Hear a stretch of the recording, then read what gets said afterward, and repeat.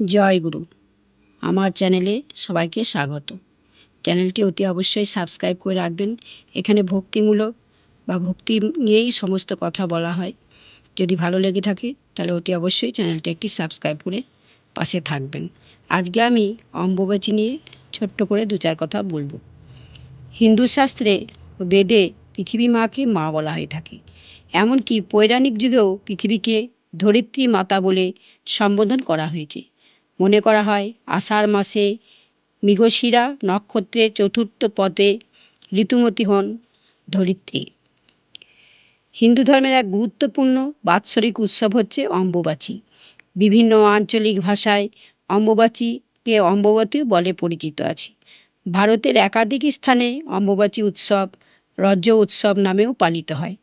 এই উৎসবের সঙ্গে জড়িয়ে রয়েছে শাস্ত্রের নানা কাহিনী।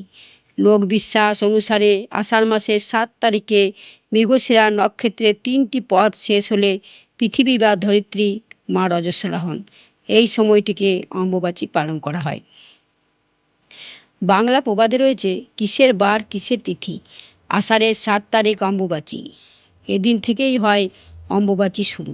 জ্যোতিষশাস্ত্রে বলা হয়েছে সূর্য যে বারের সময়ে মিথুন রাশিতে গমন করেন তার পরবর্তী সেই বারের সেই কাল অম্বুবাচী হয়, অর্থাৎ পৃথিবী এই সময় ঋতুমতী হন।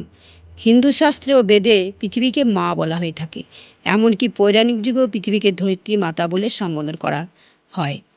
পূর্ণবয়স্কা ঋতুমতী নারীরাই কেবল সন্তান ধারণে সক্ষম হন, তাই অম্বুবাচীর পর ধরিত্রীর শস্য শ্যামল হয়ে ওঠেন।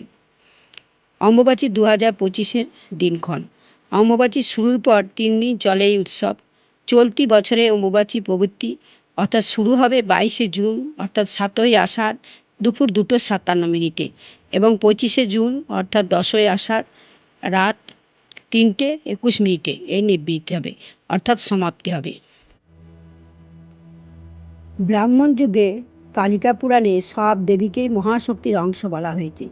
সেই হিসাবে কামাখ্যাতি মহাশক্তির অংশ হিসেবে পূজিত হন।